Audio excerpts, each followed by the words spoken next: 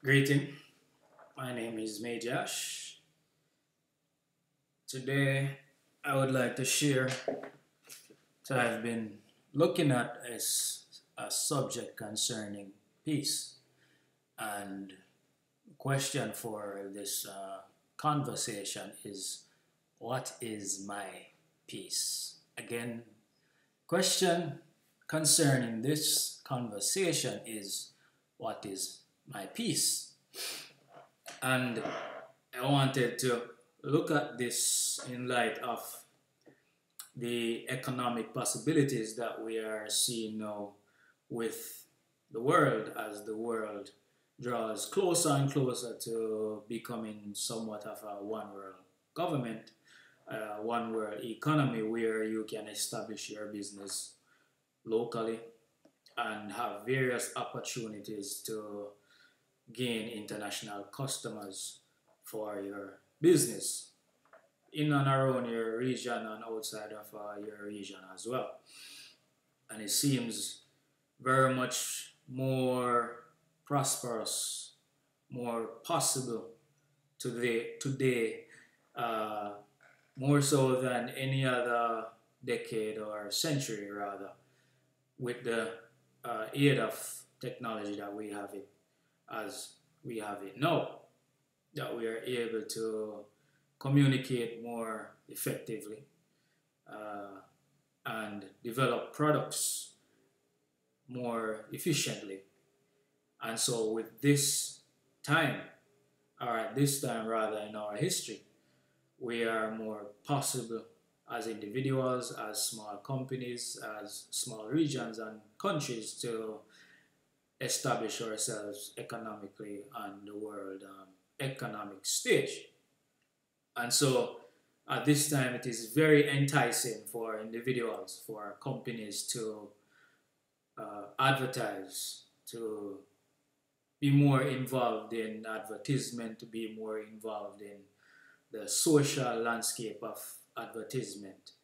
And it becomes more sociable to be a part of, to brand and have the various brands that become a part of our socializations, to be a part of our lives, how we live, how we experience our joy and happiness, and our various means of celebrations in concerts and the various other forms, and the things that we buy and the things that we build, the things that we share to enjoy and take pleasure in each other's happiness, in each other's growth, in each other's successes. So I wanted to look at individually, as a family, as a home, as a church, community, and country, so on and so forth. What is our rest? What do we do to find refreshment? Where do we place our values of rest and peace and happiness? Certainly, for Christians, we can relate to Jesus Christ in Matthew 28, and I will just read to refresh our minds and myself as well concerning what he said regarding this. So in Matthew 28 and Matthew 11 rather, and verse 28, you see from the NIV version.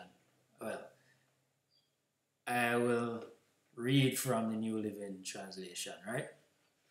First, and we look at other translations, pretty much seem to say the same thing. So then Jesus said, "Come unto me, all of you who are weary and carry heavy burdens, and I will give you rest." In the ESV, it says, "Come unto me, all who labor and are heavy laden, and I will give you rest." More commonly in the King James Version, as most of us use the King James Version, it says, "Come unto me, all ye that labor and are heavy laden, and I will give you rest." I want to look at verse 29 as well. So let's look at verse 29. So it says, "Come unto me, all ye that labor and are heavy laden, and I will give you rest." In verse 29, I will read again from the New Living. It says, "Take my yoke upon you, let me teach you, because I am humble and gentle at heart, and you will find rest for your souls." In the King James Version, it says, "Take upon you and learn of me." I like what when it says here, "learn of me" in the King James Version. It says, "For I am meek and lowly in heart, and ye shall find rest unto your souls." So I wanted to look at this rest here and see. So if we scroll down, and what Bible Hub offers is that on the same page we can have definitions of words that are used for the various scriptures or the particular scriptures. So I want to scroll down to rest, and I won't try to pronounce this word because I do not read Greek. So it says rest, cessation from labor, refreshment, and from intermission by implication, recreation. If you look at the Strong's, and I am looking at the Strong's Concordance, it says to give rest, give intermission from labor by implication, refresh. To make refresh, give rest to, mid. So, to make my ease, so let's say you're carrying something, it's heavy on you, and you sit it down for a second, and you take rest from it, and you find some refreshment. And so, it seems as if Christ is saying here, whatsoever we are dealing with, not necessarily work in this case, but what we are wrestling with, what our labors be, we can find rest. And to find this rest, then we would need to learn of Him. And I love that part there when it says to learn of Him, and then to take His yoke upon us. Right? For He is meek and lowly in heart. It's very approachable, easy to deal with, and very relatable to us and our situations. Before I go further, I want to consider, as I was saying in the beginning, concerning the economic opportunities that we now have. Sorry, earlier my screen was a little bit dark there, and the light on myself, so I increased the lighting on my screen here that I'm using to help with the light on myself, so pardon me for that. So I'm considering, how do I find rest unto my soul, rest unto my mind and my heart, given the various burdens that may come with our work, may come with our environments that we live in. Oftentimes we might have some form of unrest, whether it be crime that fill the communities or cities, troubles in the home. There be domestic violence, emotional, social, religious differences, so on and so forth, that may cause tension even in the workplaces as well. Then we get into natural disaster like hurricanes, earthquakes, volcanic activities, so on and so forth. Invasion, war, vandalism, all kind of things that might cause one to need to run and leave their homes, leave your community, and you might have to leave your desired house behind, your desired car, or things that you have acquired, which you have acquired for your physical peace or your comfort, where you sleep, where you take refuge after work, to enjoy the fruits of your labor. And so with these challenges that we find in our relationships, family, home, work, etc., community, oftentimes there are things that we might have to give up to secure what is more important to us, and in most cases, that would be our lives. So, as we're familiar with conversation with Jesus Christ and the apostles in Matthew 24, they had said to him, look at the temple and the fine stones that were used to build the temple and the structure and all these things to admire it. And it would seem that the confidence of Israel at that time would be in having a temple. And as long as we have the temple, we know that God is with us. Jesus Christ said that there shall be no stone left upon another, shall not be unturned. So to speak, in some sense.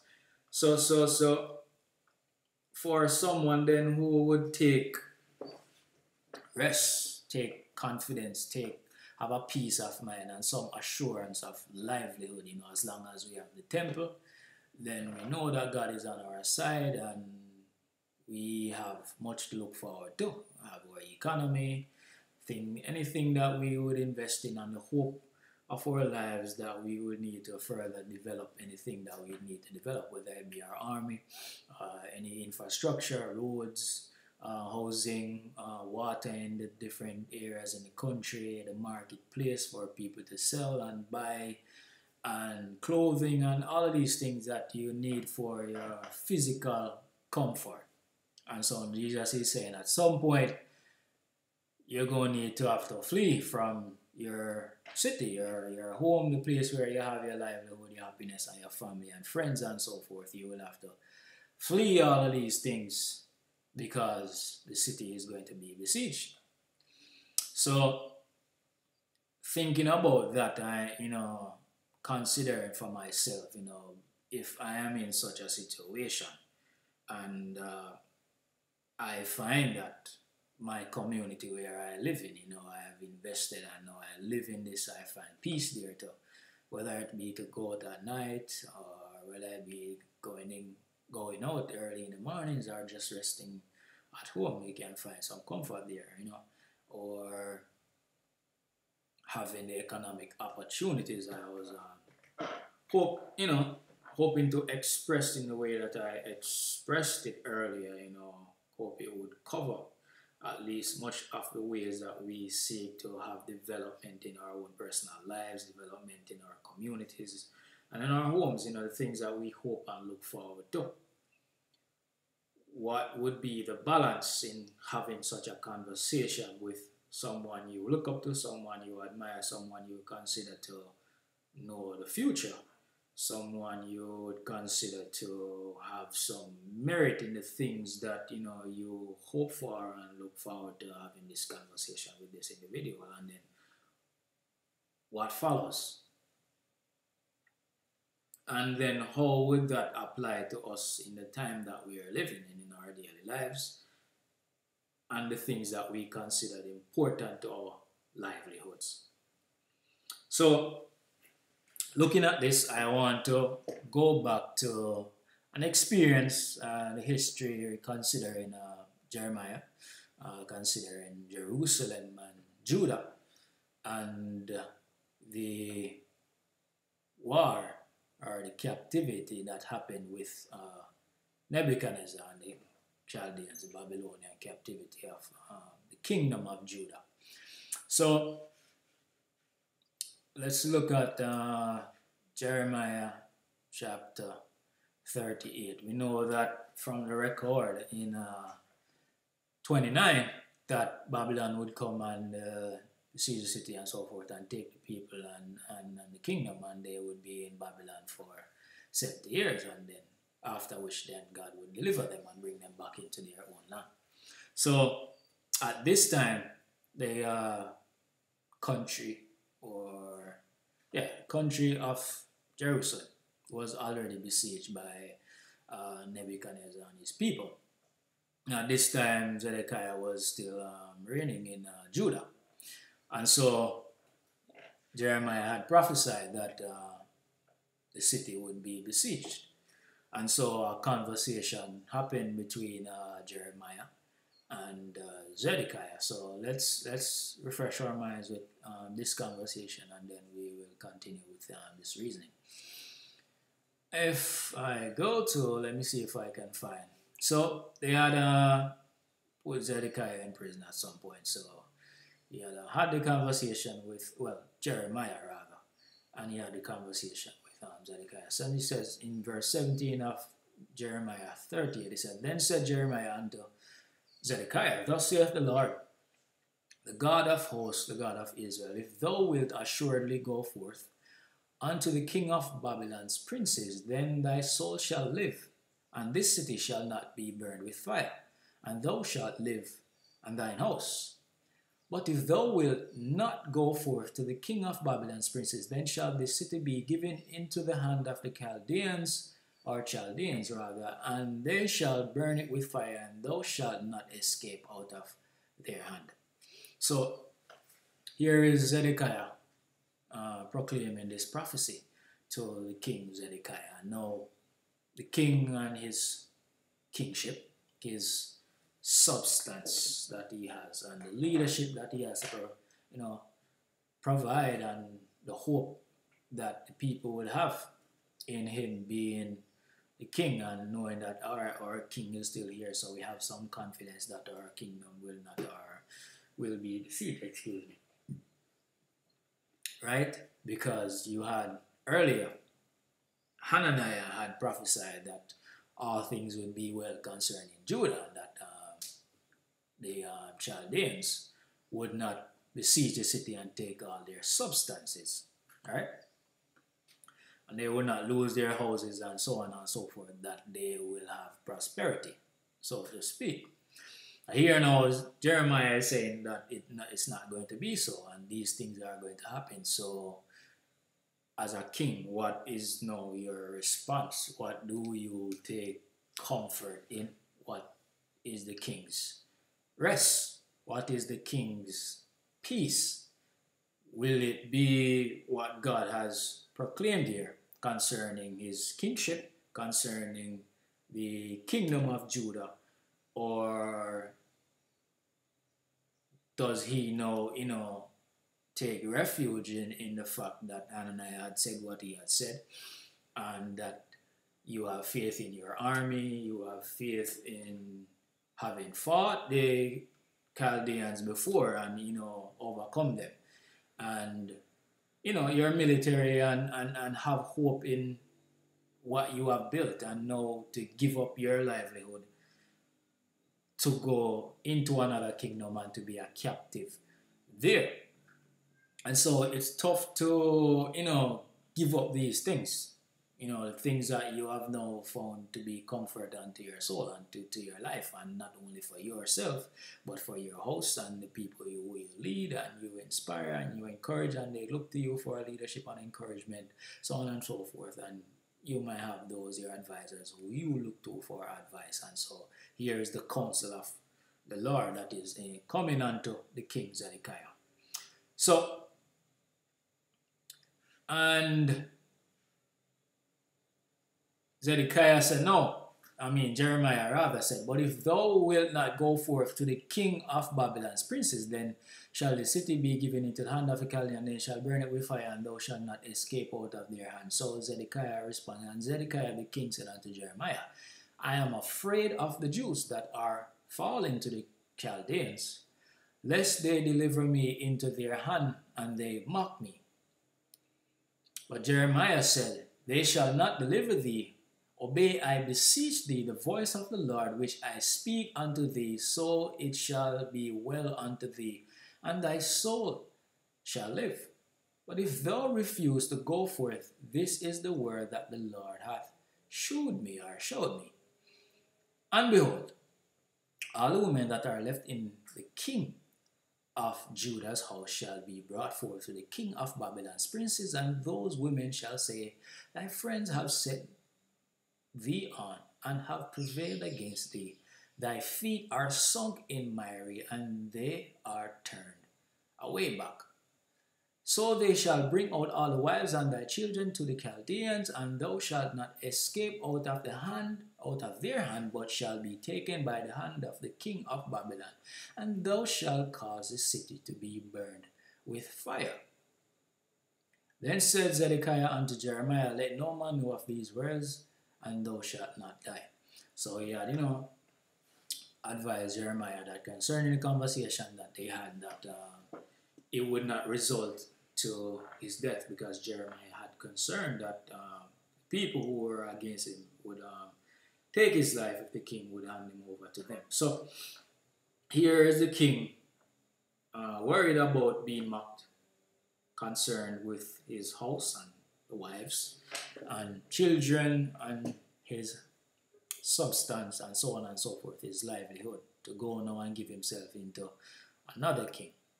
But the Lord's counsel is for him to do this to preserve not only his life but the life of his wife and his household, and to preserve the houses in the city and so forth. And if he would not do this, then as a result, as we read, he will lose all of this and the city will be burned with fire, so on and so forth. So, considering here now Christ saying, take my yoke upon you and learn of me. And how do we learn of Christ to have peace unto our souls, as what Zedekiah now to have peace unto his soul, as were the disciples and the people in Israel at the time of Christ walking with them, and Rome having dominion, so to speak, over Israel, right? To find peace and comfort in God, in the Messiah.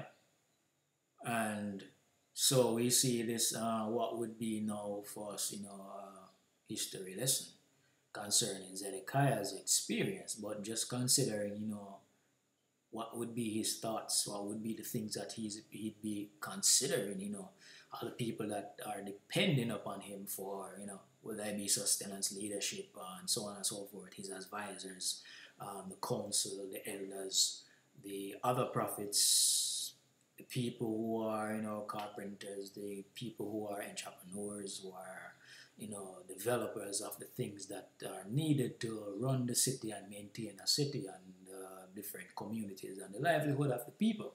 Taking all of these things into consideration, you, whether it be a leader of your house, a leader of your business, a leader in your community, at this time, with the light of the economic opportunities that we have, what is our rest? What is my peace? What is my rest that I need to have unto my soul, in light that I could lose these things, as we see things are seemingly getting more intense with work, the availability for work, especially for those who are Sabbatarians, and even for those who go to church on the first day of the week, and others who hold to different beliefs and different ways of life, with the economic and social climate that is impacting the economy and the economic,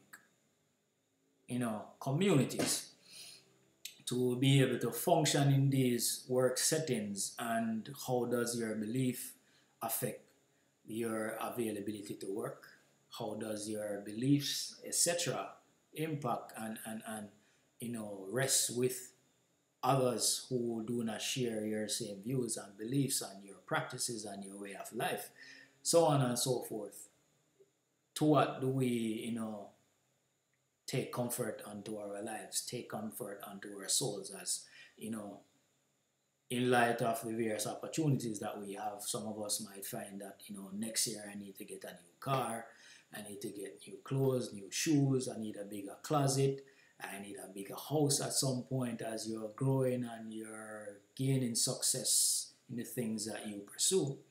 The pursuit of happiness, and the potential that you might lose these things if you don't compromise some of the things that you believe in. And with the pursuit of these things, having these things. Not that there's anything wrong with having things, but what is the value of these things in our lives? To what do we attribute these things in our lives? And, you know, if we should lose these things, or the potential threat of us losing these things, what then is our peace? And again, the desire for these things to be our peace, to be our refuge, our place of rest. You know, having comfort in this life. You know, we need clothing, we need food, clothing, shelter. Everybody can feel these things and relate to these things. And so what is our peace? What is our comfort? So, like Zedekiah, who do we consult concerning these times that we are living in? Who do we look to? Where do we find our peace and our rest unto our souls? From our labors, from the things that we desire, the things that we yearn for our comfort, for our growth, our development, whether it be intellectual, whether it be property. Anything that we desire to have in our possession to give us peace when we sleep, we rest, in our going out and in our coming in, that we find joy and happiness in. So, most of us would be then familiar with what happened afterwards. You know, Zedekiah did not take heed to the counsel of Jeremiah. Essentially, he did not take heed to the counsel of the Lord. So, in Jeremiah 39, you look at this record concerning, it says, in the 9th year, reading from verse 1, it says, in the 9th year, Zedekiah, king of Judah, in the 10th month, came Nebuchadnezzar, king of Babylon, and all his army against Jerusalem, and they besieged it. And in the 11th year of Zedekiah, in the 4th month, in the 9th day of the month, the city was broken up. So 2 years later, after they besieged the city was broken up, and all the princes of the king of Babylon came in and sat in the middle of the gate, and it lists all these kings. Alright, and it came to pass in verse 4, it says, and it came to pass that when Zedekiah the king of Judah saw them and all the men of war, they fled and went forth out of the city by night, and by the way of the king's garden, and by the gate betwixt the two walls, and he went out of the way of the plain. And the Chaldeans' armies pursued after them and overtook Zedekiah in the plains of Jericho. And when they had taken him, they brought him up to Nebuchadnezzar, king of Babylon, to Riblah in the land of Hamath, where he gave judgment upon him, and so on and so forth, took out his eyes, and so on and so forth. So, and as of such, the city was burned up, houses, wives taken, and many people died. And so, would it have been easier for Zedekiah to give up himself to the king of Babylon, to give up the things that he possessed, preserve his life, not only his own life, but the lives of his family and friends and kinsmen and countrymen, and all of these things would have been preserved. The houses, you know, things that they had invested in, their economy, their walls, so on and so forth, and their vineyards and all of these things would have been preserved, or would not have been destroyed to the extent that it was destroyed. You know, how much burden was up on his shoulder, how much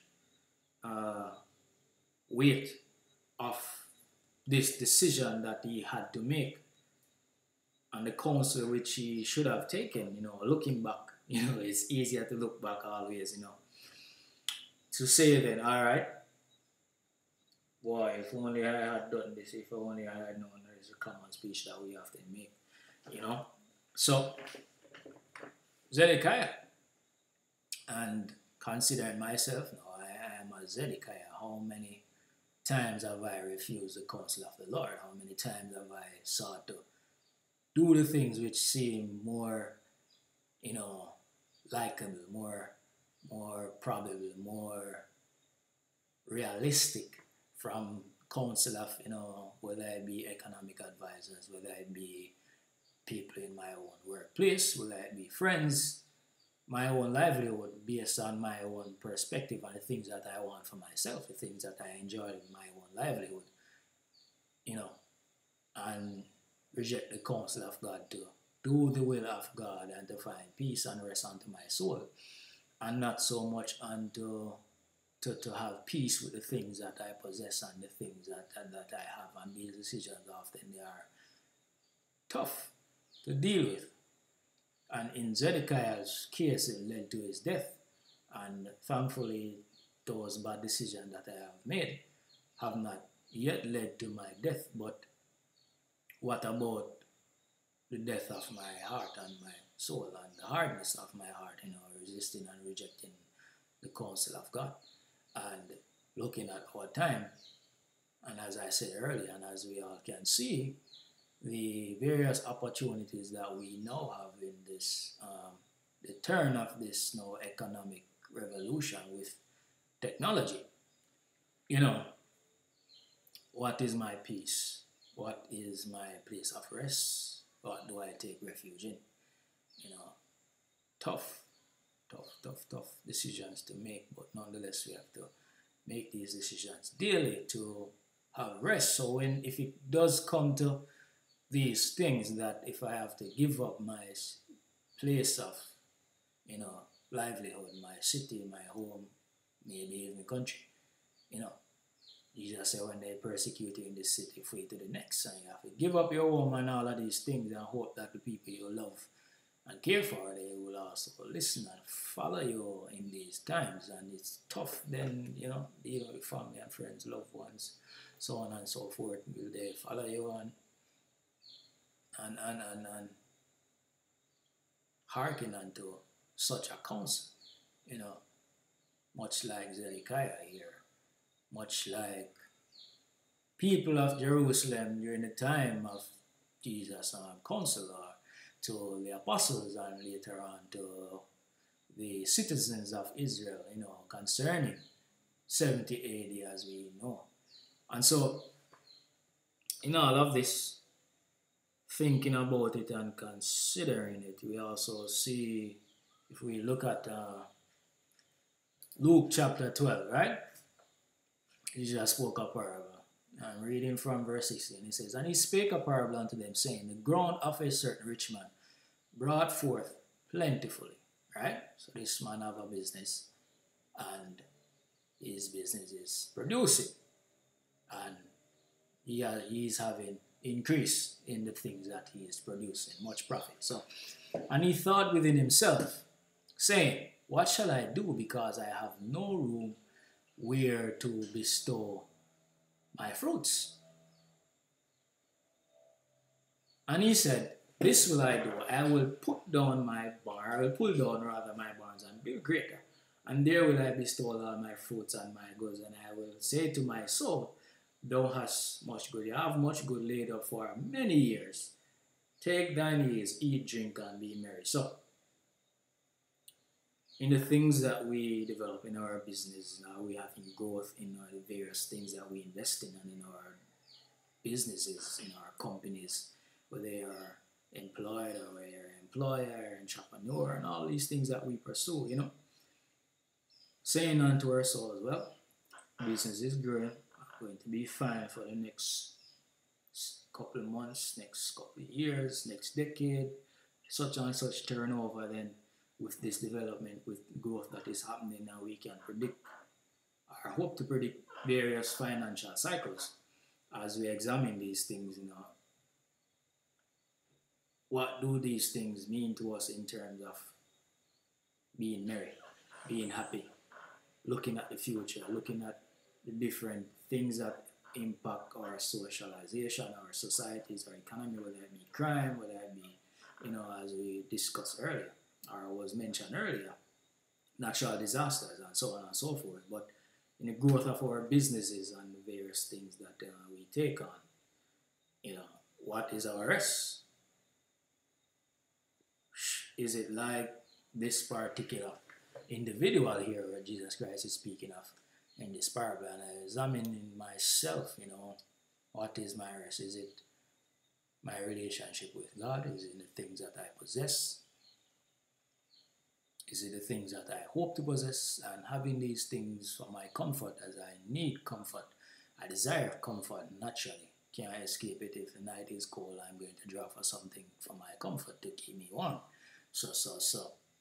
These things are natural, and so as my natural inclination for these things, can't help it. But what is the peace that I have within my heart if I do lose these things? Will I feel lost?